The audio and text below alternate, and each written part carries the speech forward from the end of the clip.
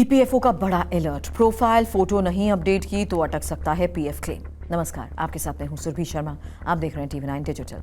अगर आप नौकरी करते हैं, आपकी सैलरी से हर महीने पीएफ कटता है, आपका ईपीएफओ अकाउंट है, तो खबर आपके लिए बहुत ज़रूरी है। क्योंकि सोचिए, अगर भविष्य में आपको अपना पीएफ निकालना हो और अगर आप ई नॉमिनेशन करना चाहते हो, अगर किसी कारणवश आपके परिवार को आपके ईपीएफ, पेंशन या इंश्योरेंस का क्लेम करना पड़े और सिर्फ इसलिए पूरा प्रोसेस अटक जाए क्योंकि आपकी प्रोफाइल अपडेट नहीं है, ईपीएफओ ने अपने करोड़ों सदस्यों के लिए एक अहम सलाह जारी की है। अब यूनिफाइड मेंबर पोर्टल पर अपनी लेटेस्ट प्रोफाइल फोटो अपलोड करना बहुत ज़रूरी बताया गया है। हालांकि हर ट्रांजैक्शन के लिए फोटो अपलोड करना अनिवार्य नहीं है, लेकिन अगर आपने फोटो अपडेट नहीं की है तो ई नॉमिनेशन, कुछ ऑनलाइन सेवाओं और भविष्य के डिजिटल वेरिफिकेशन में परेशानी आ सकती है। आखिर बदला क्या गया है? प्रोफाइल फोटो की जरूरत क्यों पड़ रही है? क्या पीएफ क्लेम रुक सकता है? ई नॉमिनेशन इतना जरूरी क्यों है? कौन बन सकता है आपका नॉमिनी? और घर बैठे सिर्फ कुछ मिनट में फोटो अपडेट कैसे करें? इस खास रिपोर्ट में हर सवाल का जवाब। वीडियो अंत तक जरूर देखें। सबसे पहले समझिए, ईपीएफओ है क्या? ईपीएफओ यानी employees provident fund organisation, Bharat सरकार के श्रम एवं रोजगार मंत्रालय के अंतर्गत काम करने वाली संस्था। देश के करोड़ों कर्मचारियों का भविष्य सुरक्षित रखने की जिम्मेदारी इसी संस्था के पास है। हर महीने आपकी सैलरी का एक हिस्सा पीएफ में जमा होता है। कंपनी भी उतनी ही राशि जमा करती है।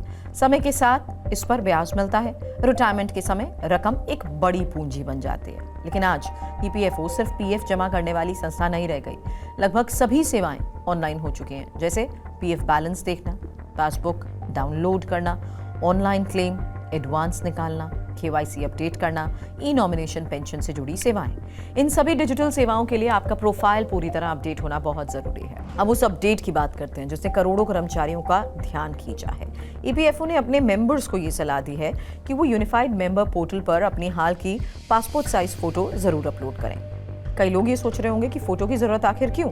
दरअसल, जब भी आप कोई ऑनलाइन सेवा लेते हैं तो डिजिटल वेरिफिकेशन की जाती है। आपकी पहचान, आपका प्रोफाइल, आपका केवाईसी और कई मामलों में आपकी प्रोफाइल फोटो भी रिकॉर्ड का हिस्सा होती है।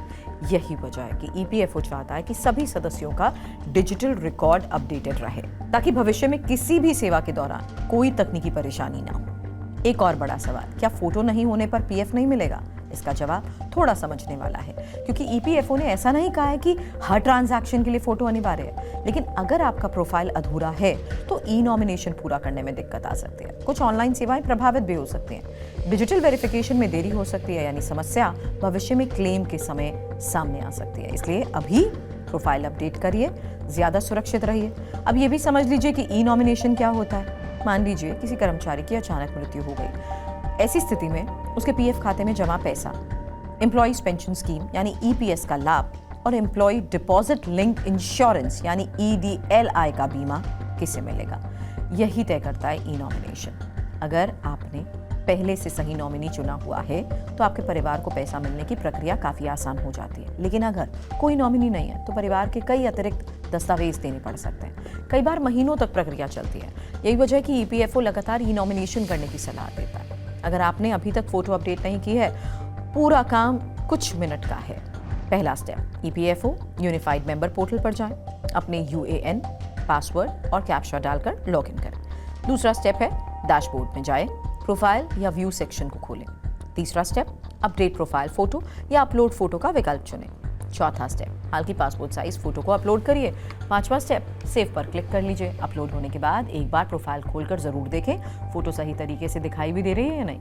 इसके बाद ई नॉमिनेशन पूरा करें। एक बहुत जरूरी जानकारी और, हर व्यक्ति आपका ईपीएफ नॉमिनी नहीं बन सकता। ईपीएफओ ने इसके लिए भी नियम बनाए हैं। अगर पुरुष सदस्य है तो सामान्य तौर पर पत्नी, बच्चे, आश्रित माता पिता, बेटे की विधवा और उसके बच्चे योग्य माने जाते हैं। अगर महिला सदस्य है तो पति, बच्चे, पति के आश्रित माता पिता और बेटे की विधवा और उनके बच्चे योग्य हो सकते हैं। एक और महत्वपूर्ण नियम है, अगर आप शादीशुदा हैं, पति या पत्नी का नाम परिवार की सूची में जोड़ना जरूरी है, भले ही आप किसी दूसरे पात्र सदस्य को नॉमिनी बनाना चाहते हो। इसके अलावा नॉमिनेशन पूरा करने के लिए ई साइन प्रक्रिया भी पूरी करनी होती है और नॉमिनी का आधार और फोटो भी जरूरी। सिर्फ फोटो अपडेट कर देना काफी नहीं है। ईपीएफओ ने यह भी कहा है, आपकी बाकी जानकारी भी सही होनी चाहिए, जैसे Aadhaar, PAN, bank account, IFSC, mobile number, email ID, और अगर इनमें से कोई भी जानकारी गलत है तो भविष्य में क्लेम प्रोसेस प्रभावित हो सकता है। इसलिए समय रहते पूरा प्रोफाइल अपडेट कर लेना ही समझदारी है। कुल मिलाकर अगर आपका EPFO अकाउंट है, आज ही लॉगिन करके जांच लीजिए कि क्या आपका प्रोफाइल अपडेटेड है या नहीं। क्या ई-नॉमिनेशन पूरा हो चुका है, क्या आधार, पैन और बैंक अकाउंट लिंक्ड हैं, और क्या मोबाइल नंबर और ईमेल सही है। सिर्फ 10 मिनट का काम है, भविष्य में आपके परिवार को बड़ी परेशानी से ये बचा सकता है। अगर ये जानकारी आपके लिए उपयोगी है तो वीडियो को लाइक करें, शेयर करें और साथ ही चैनल को करें सब्सक्राइब।